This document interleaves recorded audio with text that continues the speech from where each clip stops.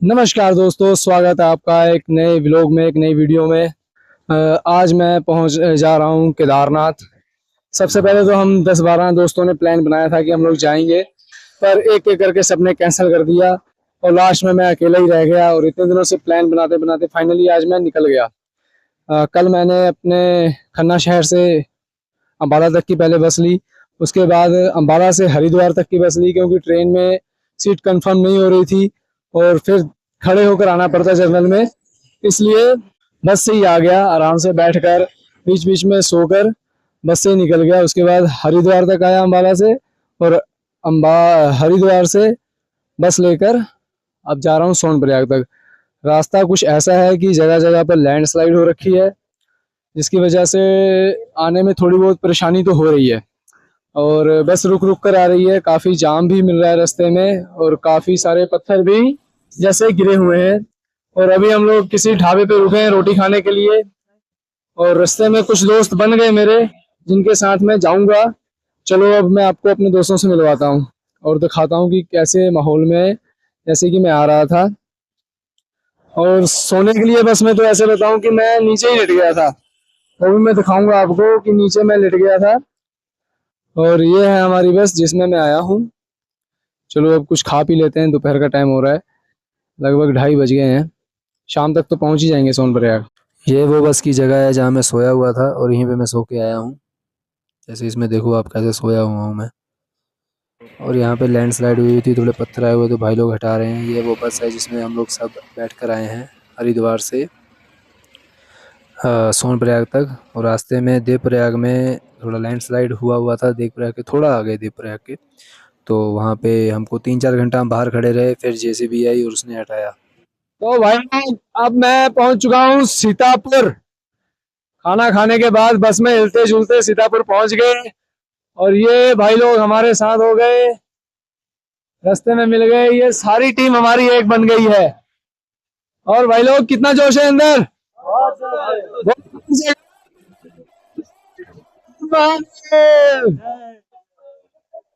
अब जाके सोनप्रयाग में रेस्ट करेंगे और सुबह फिर इसी जोश के साथ गौरीकुंड से निकल जाएंगे, चढ़ाई करेंगे केदारनाथ के लिए।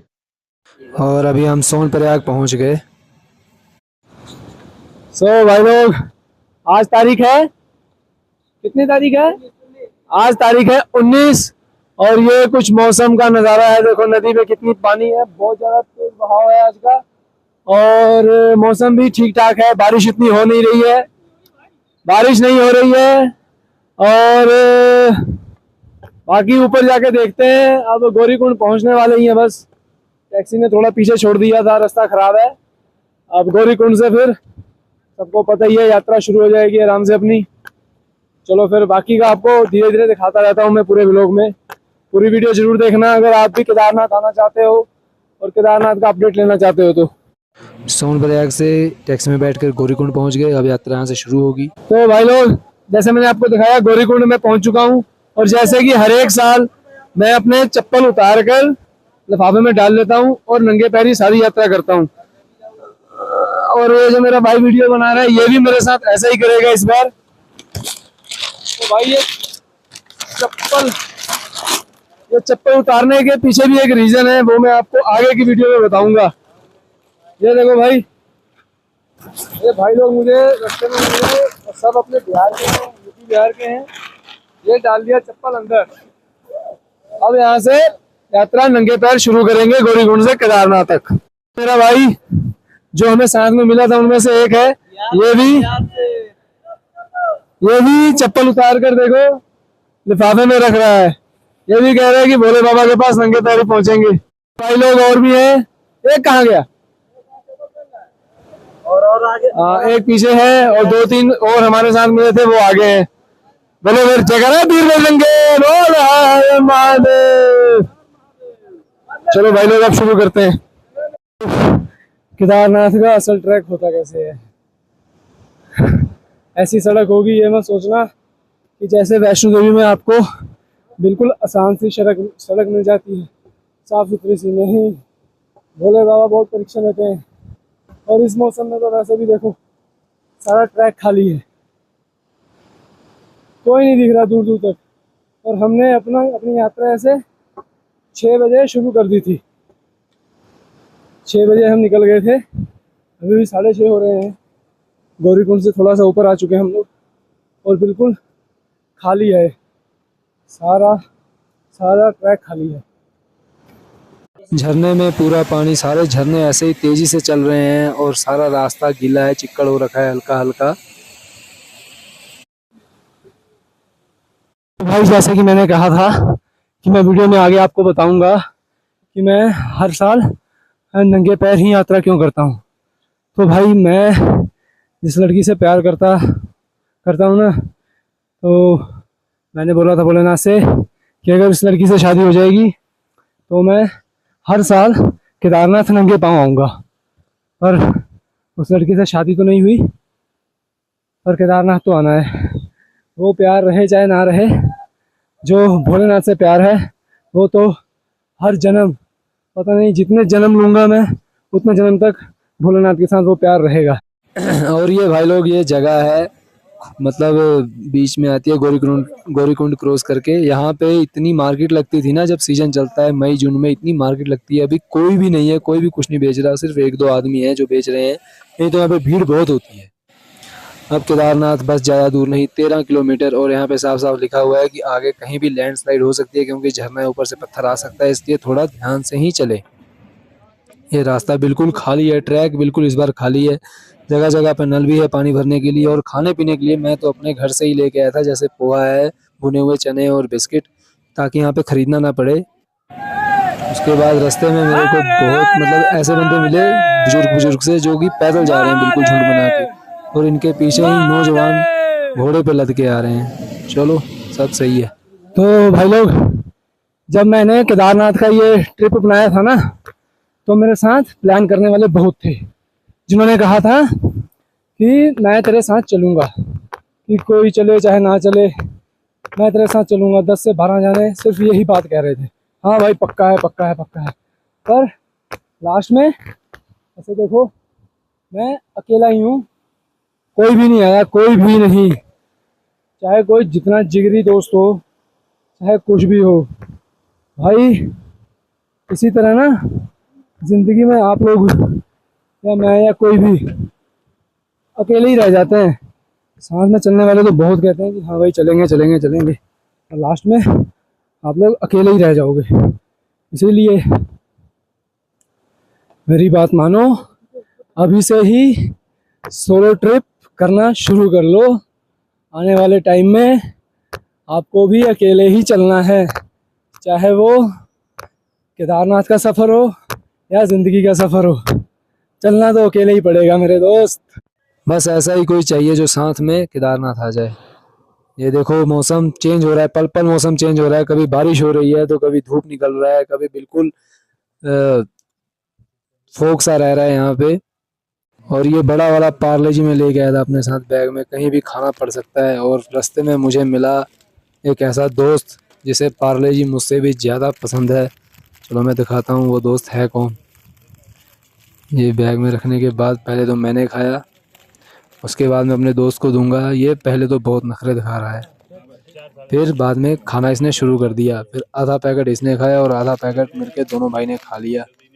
बहुत अच्छा लगा इसको मिलकर और इसके साथ पार्ले शेयर करके।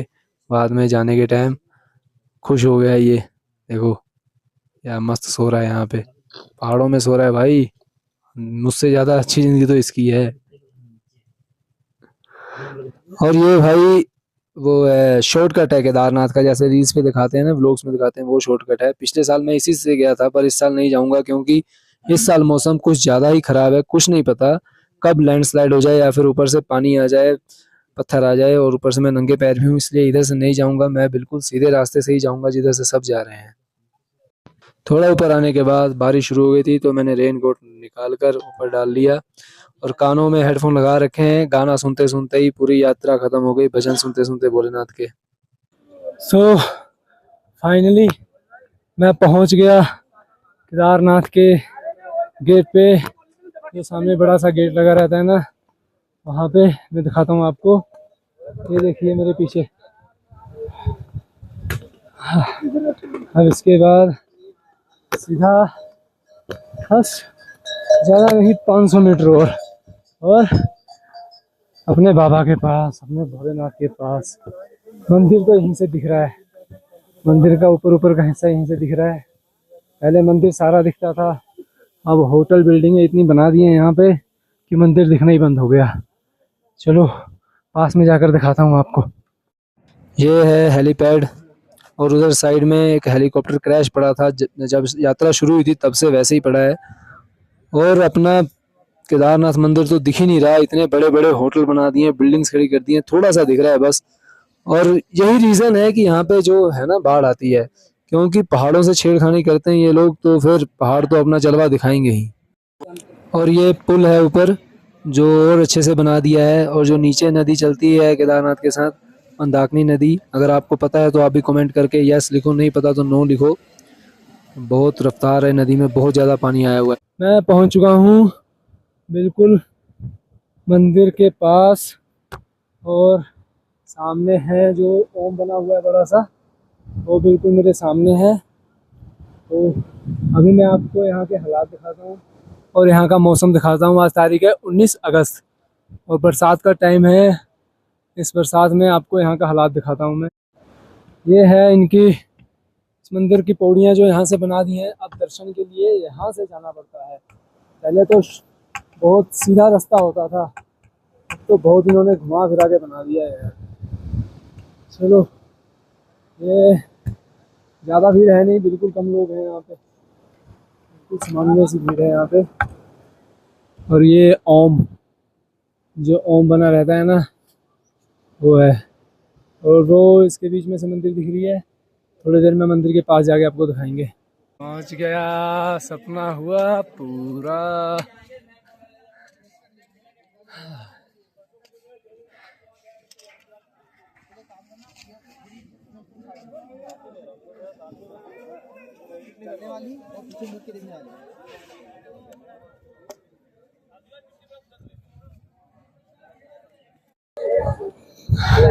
तो भाई लोग फाइनली पहुंच गया मैं। और मैं यहाँ पे इस साल तीसरी बार आया हूँ। पहली बार मैं आया था 2025 में, ओह सॉरी 2025 तो भी है, पहली बार आया था मैं 2023 में, फिर 2024 में, अब 2025 में। मौसम बिल्कुल अभी नमी नमी सा हो रखा है, बहुत ओस आ रखी है यहाँ पे, कुछ भी नहीं दिख रहा है। जैसे कि ये जो मंदिर के पीछे के जो पहाड़ है ना, बिल्कुल बर्फ से दिखती थी, अभी कुछ नहीं दिख रहा है। मे भी कल दिख जाए अगर मौसम क्लियर होगा तो। यहाँ पे पीछे जहाँ मैं खड़ा हूँ भैरवनाथ जी का मंदिर है ऊपर, वो भी नहीं दिख रहा है अभी। अभी मौसम जब साफ होगा तभी दिखाई देगा। और अभी टाइम हो रहा है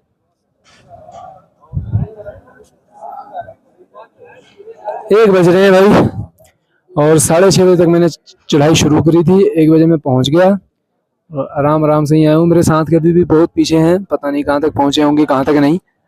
और मंदिर अभी बंद है, 2 बजे के बाद मंदिर खुलेगा। 2 बजे के बाद अंदर जाके दर्शन करेंगे, रात को यहीं पे रहूँगा।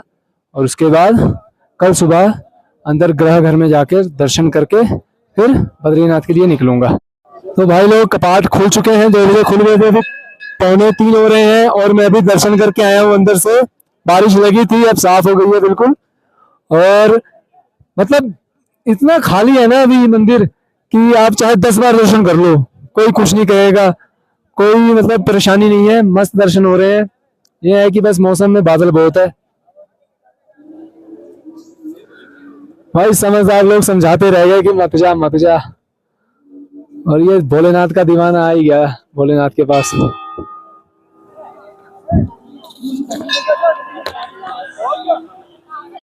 ये है भीष्मशिला।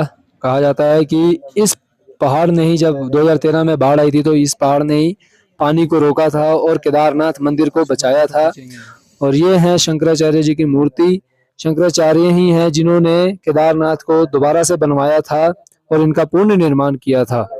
बद्रीनाथ का व्लॉग देखने के लिए चैनल को सब्सक्राइब कर लें और वीडियो को लाइक करें।